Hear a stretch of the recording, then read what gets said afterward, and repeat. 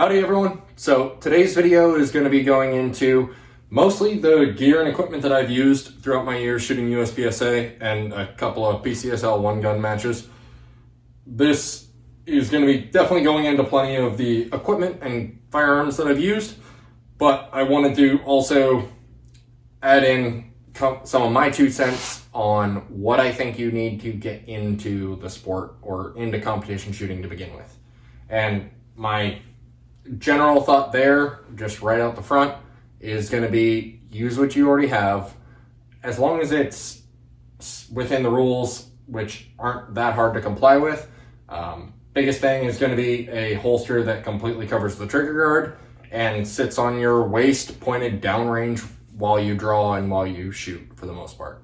Obviously, if you run up range, the holster doesn't have to be facing downrange, but it can't be like a shoulder holster or something like that that's going to point up range 90% of the time. The guns, there's a division for pretty much every firearm out there. Very, very few exceptions. So most of your guns that are on the market today are going to fit into a division.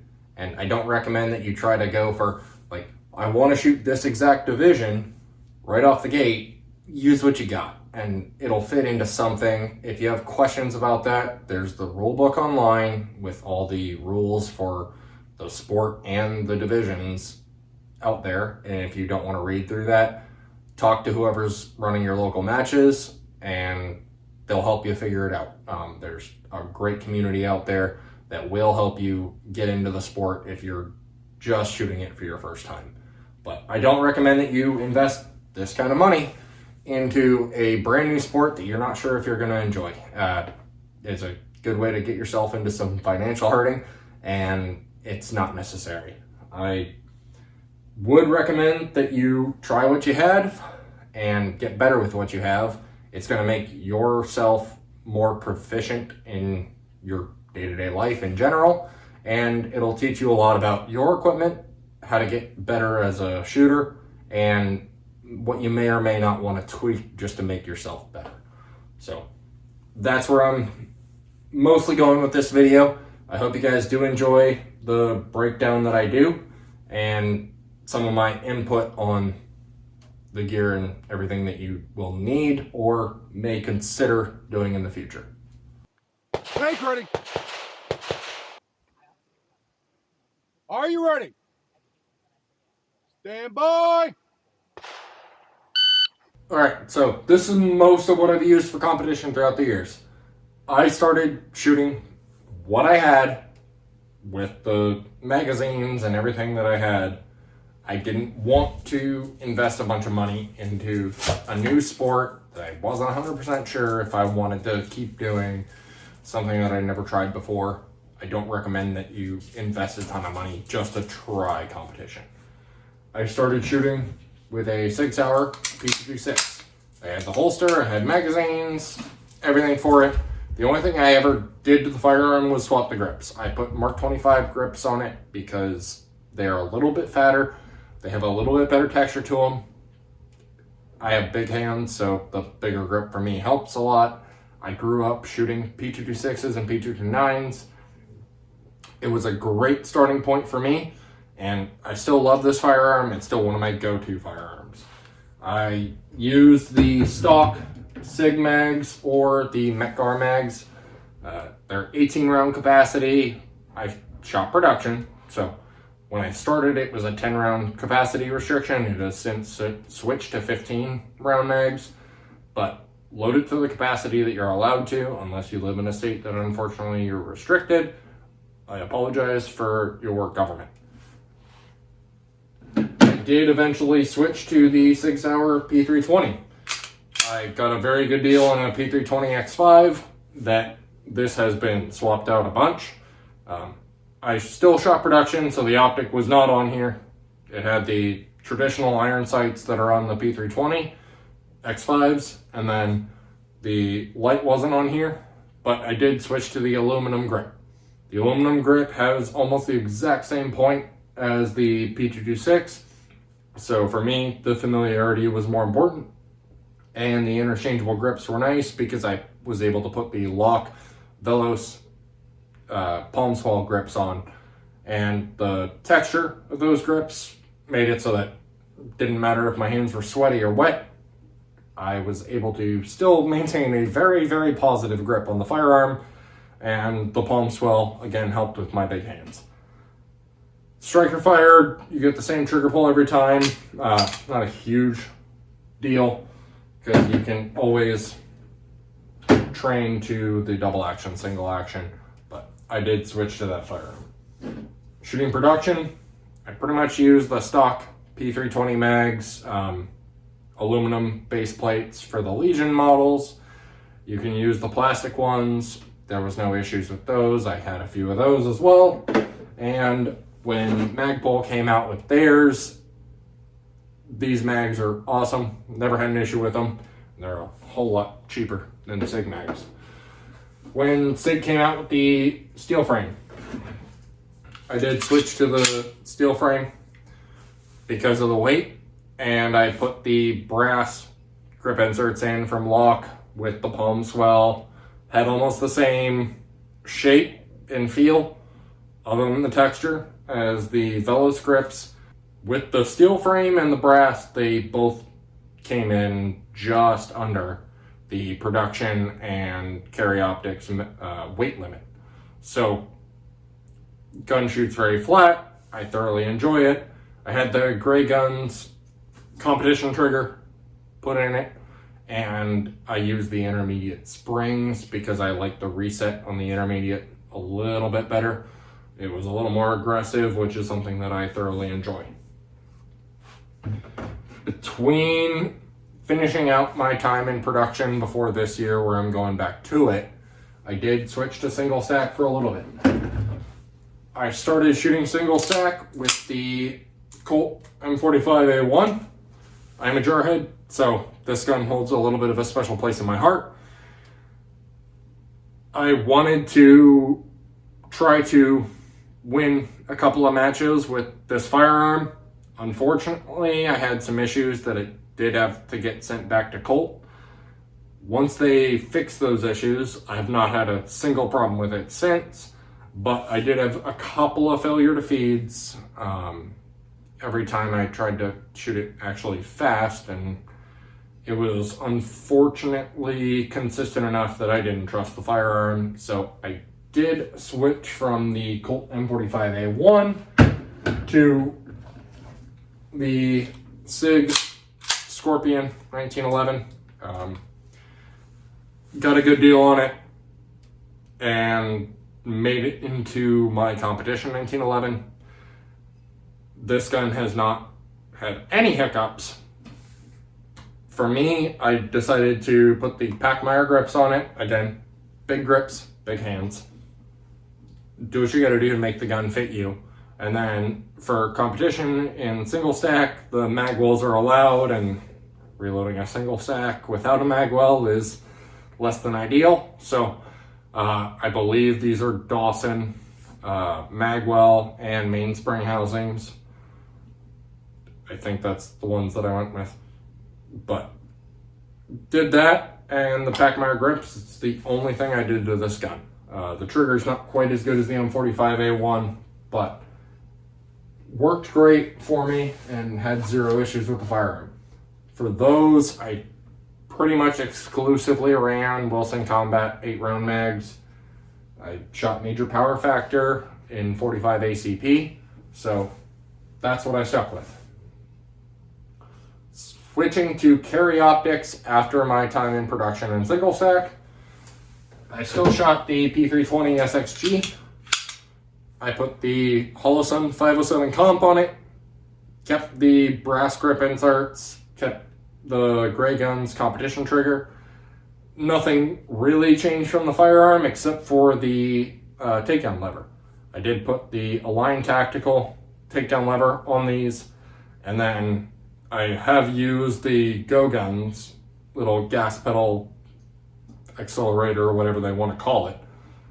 I used those for a little bit. I like the actual shelf of the Align Tactical a little bit better.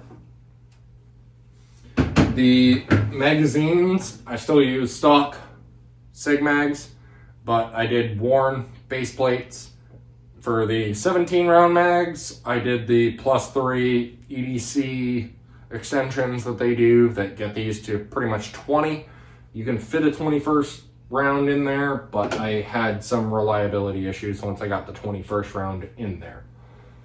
The big mags that I used were stock SIG 21 round mags, and then again worn base plates to get them down to the consistent measurements for the 141.25 millimeter USPSA gauge, and taking out the plastic insert from the mag, I'm able to get 23 rounds in these magazines once they're broken. The last handgun on this table is the Lane & Tactical Done Up Beretta 92. I mostly did this one because of the drama surrounding the P320. Think what you will about that. I have my own opinions that I'm not going into on this video, but I did this for if I go to a match at a range that has banned the P320. Set it up for carry optics, so Holosun 507 comp, the Lock Velos palm swell grips on these. The only reason I didn't do the brass ones was because they didn't have the palm swell brass option. They do have a brass option, but I could not find the palm swell available. And again, the grip fitting my hands means more to me than the extra weight. And then I did the Go Guns accelerator takedown lever that they do. These guns from Langan are phenomenal. The trigger is probably the best double action, single action trigger I've ever played with, and that's coming from being a SIG fanboy. But I absolutely love this gun. I only shot it at one competition so far. It's still a relatively new gun to me, but I've shot Berettas in the past and they do work fantastic. And with those, I have a handful of stock magazines and Mech-Garb magazines, but I did do the MBX competition mags, 23 round capacity. The only thing with these is they do not have a last round slide lock on them, but you should be counting your rounds anyway or planning accordingly. So that's the handguns that I've ever used for competition. I did a slight dabble into PCC for a short time, and I will do more of it. But this is the Maxim Defense MD9. They have a roller delayed buffer system in these, so helps soften the recoil a tiny bit. I got a good deal on the gun and wanted to shoot an AR platform for competition just to see how I did and get more proficient with an AR platform, because I haven't practiced AR platforms nearly as much as I have pistol in quite a while. So bought this because it was a good deal. I did upgrade the trigger. Right now I have a Rise Armament, Rise Tactical, whatever the second name or second word in their name is. That's the trigger I put in because they don't come with anything special, but optic came with it. This is just a Vortex Crossfire. I'll eventually switch it out when I care enough. Uses Glock mags, so everyone has a few of those laying around. If you're finished, unload, show clear. If clear, hammer down, holster, or flag. For holster rigs and belt rigs, again, I don't recommend investing a ton of money until you know that you're going to enjoy the sport. I started with what I had. Like I said, I've shot from concealed carry, so just what I wear on a daily basis. But I did have a kind of battle belt duty setup when I started USPSA with a Safariland level 3 retention holster. This one's slightly different from what I used at the time. This one is set up for an optic, which I didn't use to start. But level 3 retention, great holster, nothing wrong with it. Just going to be a little slower typically on your draw, defeating those levels of retention. But the only thing with this one is it has the thigh strap, which at this point is allowed for USPSA rules. When I started, the thigh straps were not allowed. So check your holster for compliance as far as the sport rules and division rules if you really want to try for a specific division. Other than that, it was a basic belt setup with nothing fancy about it. I used what I had. I use the Safariland double stack, double mag carriers, because that's what I already owned. No other reason behind it. Once I decided that I thoroughly enjoyed the sport, I did switch to a actual competition belt. Inner Velcro belt, outer Velcro belt. I don't have that belt here because I don't own it anymore. I sold it to a friend of mine so that he could start shooting competition. It was way oversized for me to begin with, but I did switch to a Ghost holster that had the retention screws so I could tighten it up between stages when I'm ROing folks. Just a better competition holster with no retention other than the tension on the holster. The mag carrier here is the Blackhawk double stack mag that I used when I shot from concealed. I have a few of those laying around, so that's what I used for concealed carry backup magazines when I shot from concealed carry. The single stack rig that I used was either that, again, Ghost holster or the Lynx belt that I'm going to go into in a second. I won this holster at a match, and light bearing 1911 holster, again, has the retention screws. Never had an issue with this. It worked great. Very rigid plastic, so it holds up very well for especially a heavy gun. For magazine carriers, I use the Double Alpha single stack mag carriers. They have the retention adjustment. Very nice mag carrier to begin with. Apparently you have the option to flip them so that the magazines go out from you. I never did that. It's never something I practiced with, so I wasn't planning on switching up what I did to just try something else for the short time I dabbled in single stack. After using the Ghost rig and switching from production and single stack, I did switch to the Double Alpha Lynx belt. It obviously compacts down nice for storage and travel. And then the ratcheting system they use, or you can add on to the belt, was very nice for adjustment purposes. The belt's super rigid. Thoroughly enjoyed it. I have no complaints with the belt whatsoever. I used the Ghost double stack competition mag carriers. They worked phenomenal. I had a magnet on my first mag carrier just for my starting mag, or depending on the stage and the rules, whether I can stow mags, it's way easier to throw one on the magnet. And then I did switch to a Steadfast holster from Kenton Stedman down in New Hampshire, somewhat local to us.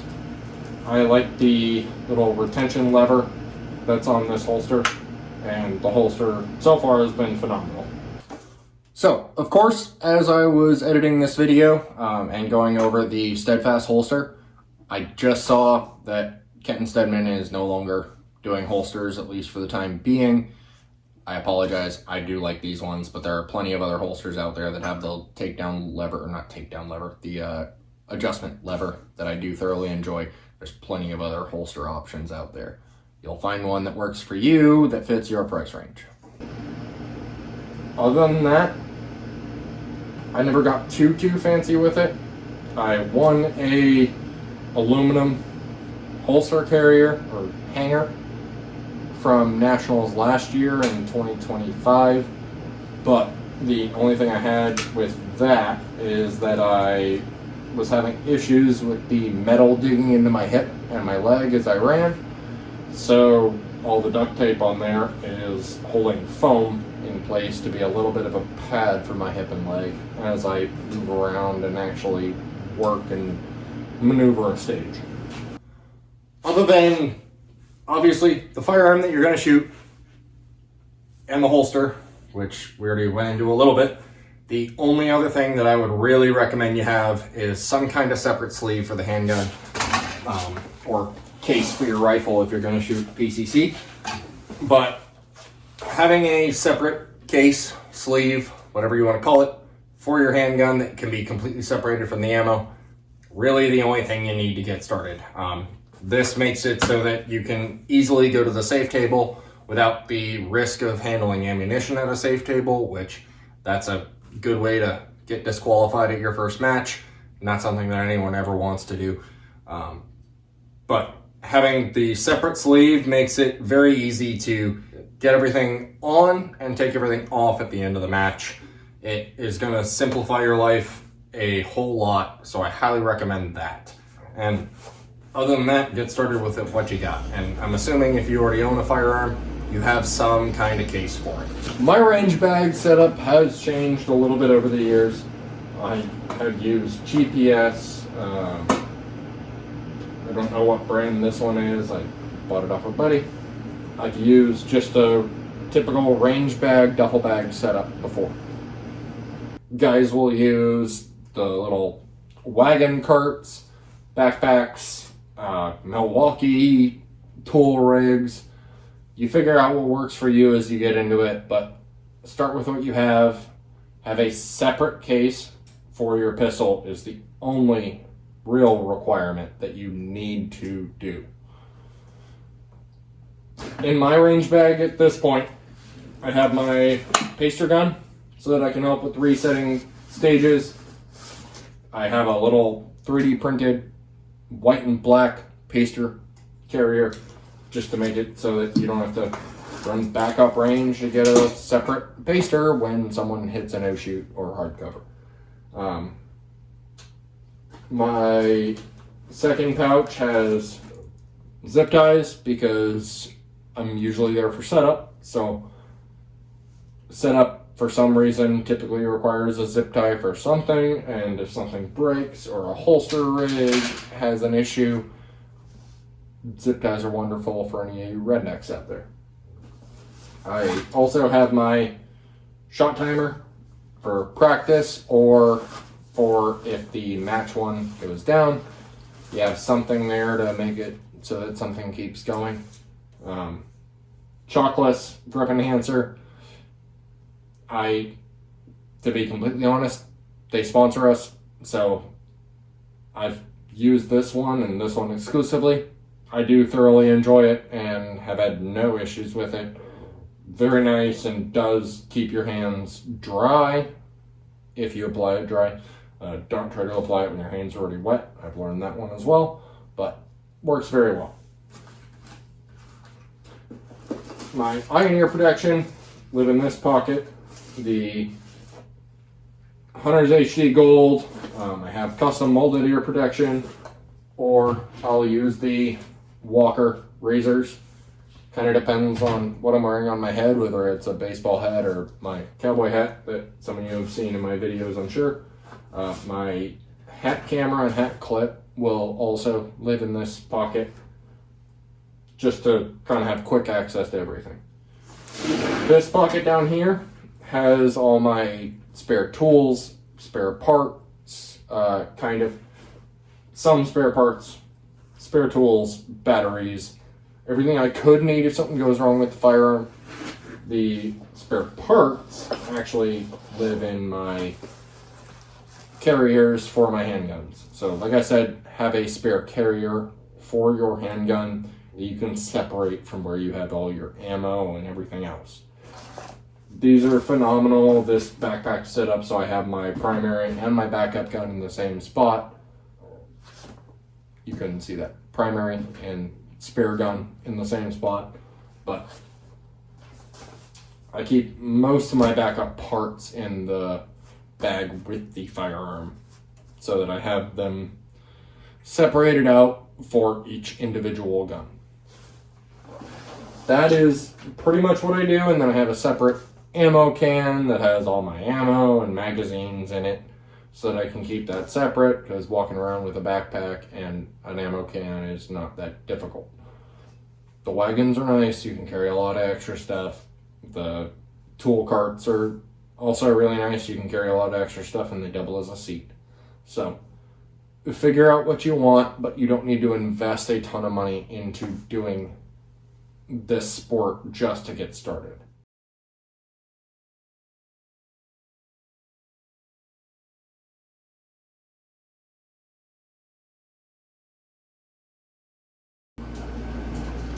All right, so I hope y'all enjoyed the video. I hope you enjoyed seeing the equipment I used, enjoyed my opinions on what you need to get started in competition, and some of why I've changed. And it might give you some ideas in order to see where you want to go.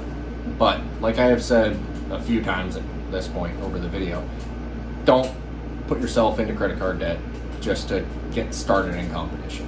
Get better with what you have, use what you have at the time. You can always invest more money later if this is a sport that really does catch your interest and you really want to put the time in. That's what I've done at this point, clearly, if you've watched to this point. But I enjoy this sport a ton. It's a whole lot of fun for me, so I have no issue putting the extra thought into it and the extra money into it. So get into it, get into some kind of competitive element. It'll only make you better with your equipment, or give you some ideas of why your equipment may not be ideal, give you some ideas and thoughts to progress yourself as a shooter. That is one of the biggest benefits of this sport, in my opinion, is that it will teach you what works and what doesn't work, and you got to take the pieces of information that you get and apply it to yourself as a shooter and where you want to get to. It'll teach you a lot, so use what you got to get started, and you'll figure it out from there. Same thing I did. I just started shooting matches and having fun, and I'm a little competitive, so tried to get better and tried to figure out what I could do to get myself better, and it's tailored a few things in my personal life as well, so you'll figure it out. I am not gonna give you a whole lot more advice here. It's something that you're gonna have to figure out for yourself, and I hope that at least this was a good train of thought for you, or at least some good information that you can apply to your shooting career.